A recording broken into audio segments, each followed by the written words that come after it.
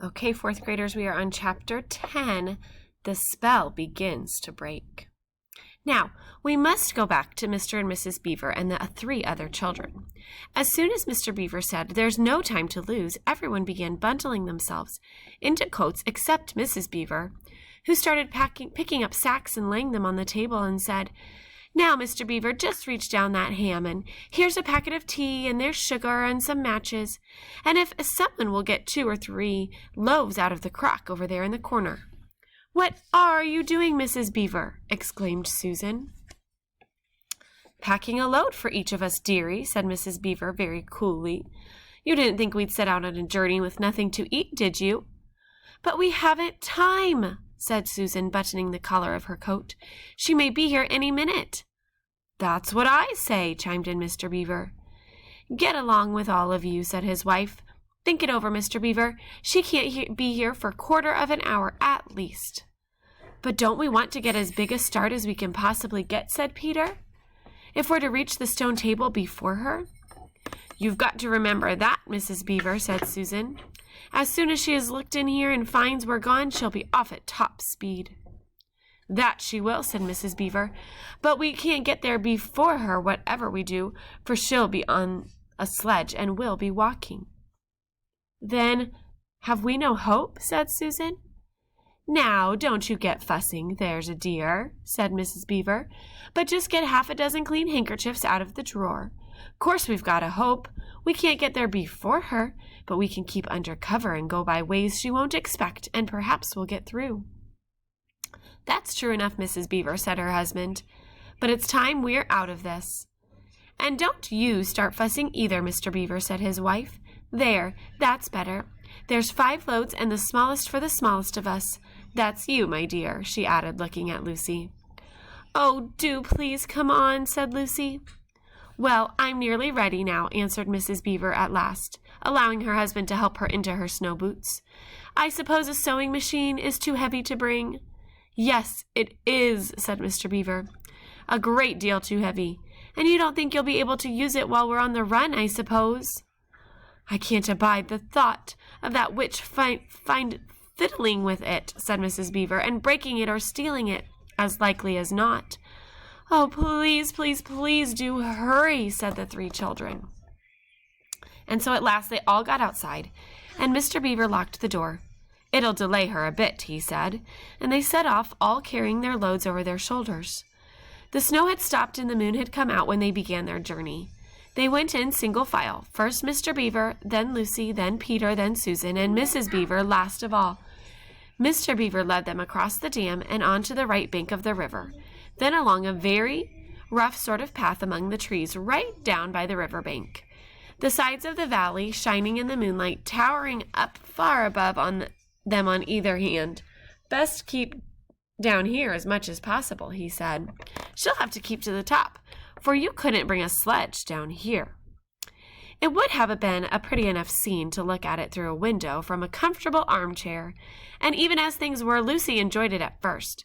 But as they went on walking and walking and walking, and as the sack she was carrying felt heavier and heavier, she began to wonder how she was going to keep up at all.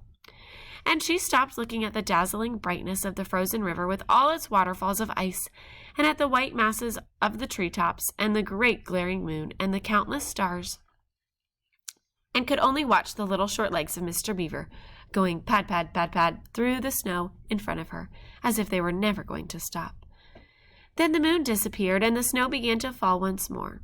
And at last Lucy was so tired that she was almost asleep and walking at the same time, when suddenly she found that Mr. Beaver had turned away from the river bank to the right, and was leading them steeply uphill into the very thickest bushes. And then as she came fully awake, she found that Mr. Beaver was just vanishing into a little hole in the bank, which had been almost hidden under the bushes until you were quite on top of it. In fact, by the time she realized what was happening, only his short, flat tail was showing. Lucy immediately stooped down and crawled in after him. Then she heard noises of scrambling and puffing and panting behind her, and in a moment all 5 of them were inside. "Wherever is this?" said Peter's voice, sounding tired and pale in the darkness. I hope you know what I mean by a voice sounding pale. "It's an old hiding place for beavers in bad times," said Mr. Beaver, "and a great secret. It's not much of a place, but we must get a few hours' sleep." "If you hadn't all been in such a plaguey fuss when we were starting, I'd have brought some pillows," said Mrs. Beaver. It wasn't nearly such a nice cave as Mr. Tumnus's, Lucy thought. Just a hole in the ground, but dry and earthy. It was very small, so that when they all lay down, they were all a bundle of clothes together. And what with that, and being warmed up by their long walk, they were really rather snug. If only the floor of the cave had been a little smoother. Then Mrs. Beaver handed round in the dark a little flask out of which everyone drank something. It made one cough and splutter a little and stung the throat, but it also made you feel deliciously warm after you swallowed it, and everyone went straight to sleep. It seemed to Lucy only the next minute, though really it was hours and hours later, when she woke up feeling a little cold and dreadfully stiff, and thinking how she would like a hot bath. Then she felt a set of long whiskers tickling her cheek, and saw the cold daylight coming in through the mouth of the cave. But immediately after that she was very wide awake indeed, and so was everyone else. In fact, they were all sitting up with their mouths and eyes wide open, listening to a sound which was the very sound they'd all been thinking of, and sometimes imagining they heard during their walk last night. It was the sound of jingling bells. Mr. Beaver was out of the cave like a flash the moment he heard it. Perhaps you think, as Lucy thought for a moment, that this was a very silly thing to do. But it was really a very sensible one. He knew he could scramble to the top of the bank among bushes and brambles without being seen, and he wanted above all things to see which way the witch's sledge went. The others all sat in the cave waiting and wondering. They waited nearly 5 minutes. Then they heard something that frightened them very much. They heard voices.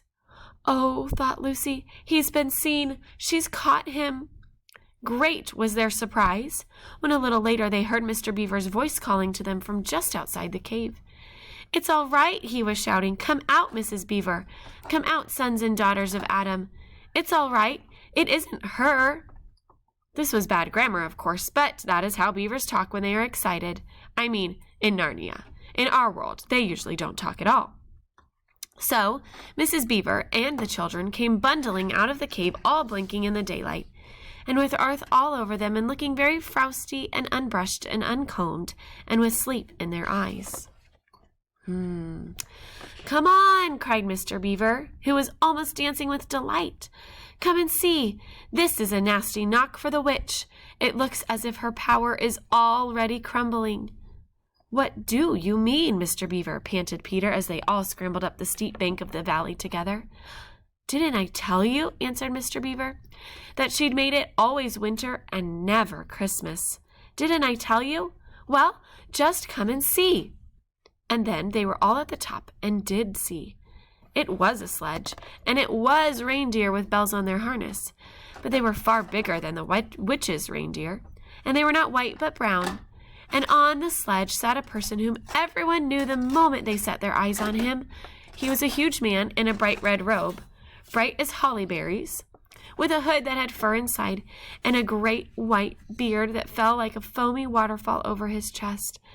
Everyone knew him because, though you see people of his sort only in Narnia, you see pictures of them and hear them talked about even in our world, the world on this side of the wardrobe door. But when you really see them in Narnia, it is rather different. Some of the pictures of Father Christmas in our world make him look only funny and jolly. But now that the children actually stood looking at him, they didn't find it quite like that. He was so big and so glad and so real that they all became quite stiff. They felt very glad, but also solemn. "I've come at last," he said. "She has kept me out for a long time, but I have got in at last. Aslan is on the move. The witch's magic is weakening." And Lucy felt running through her that deep shiver of gladness which you only get if you are being solemn and still. "And now," said Father Christmas, "for your presents. There's a new and better sewing machine for you, Mrs. Beaver. I will drop it in your house as I pass." "If you please, sir," said Mrs. Beaver, making a curtsy. "It's locked up." "Locks and bolts make no difference to me," said Father Christmas. "And as for you, Mr. Beaver, When you will get home, you will find your dam finished and mended and all the leaks stopped and a new sluice gate fitted."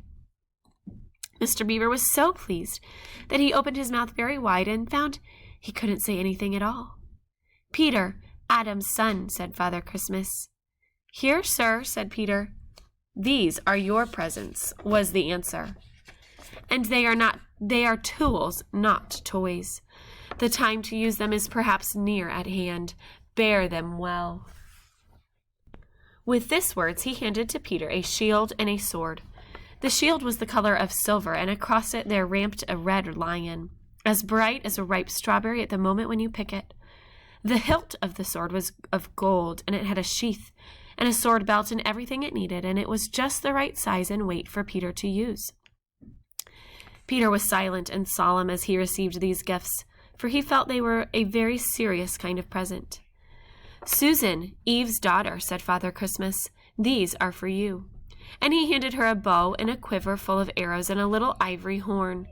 "You must use the bow only in great need," he said, "for I do not mean you to fight in the battle. It does not easily miss. And when you put this horn to your lips and blow it, then wherever you are, I think help of some kind will come to you." Last of all, he said, "Lucy, Eve's daughter." And Lucy came forward. He gave her a little bottle of what looked like glass, but people said afterward that it was made of diamond, and a small dagger. "In this bottle," he said, "there is a cordial made of the juice of one of the fire flowers that grow in the mountains of the sun. If you or any of your friends is hurt, a few drops of this will restore them. And the dagger is to defend yourself at great need, for you also are not to be in the battle." "Why, sir?" said Lucy. I don't know, but I think I could be brave enough." "That is not the point," he said, "but battles are ugly when women fight. And now," here he suddenly looked less grave, "here is something for the moment for you all." And he brought out, I suppose from the big bag at his back, but nobody quite saw him do it, a large tray containing 5 cups and saucers, a bowl of lump sugar, a jug of cream, and a great big teapot all sizzling and piping hot. Then he cried out, "Merry Christmas! Long live the true King!" and cracked his whip, and he and the reindeer and the sledge and all were out of sight before anyone realized that they had started. Peter had just drawn out his sword out of its sheath and was showing it to Mr. Beaver when Mrs. Beaver said, now then, don't stand talking there till the tea's got cold, just like men. Come and help carry the tray down, and we'll have breakfast. What a mercy I thought of bringing the bread knife." So down the steep bank they went and back to the cave, and Mr. Beaver cut some of the bread and ham into sandwiches, and Mrs. Beaver poured out the tea, and everyone enjoyed themselves. But long before they had finished enjoying themselves, Mr. Beaver said, "Time to be moving on now." And that's the end of chapter 10. Stay tuned for our next chapter tomorrow.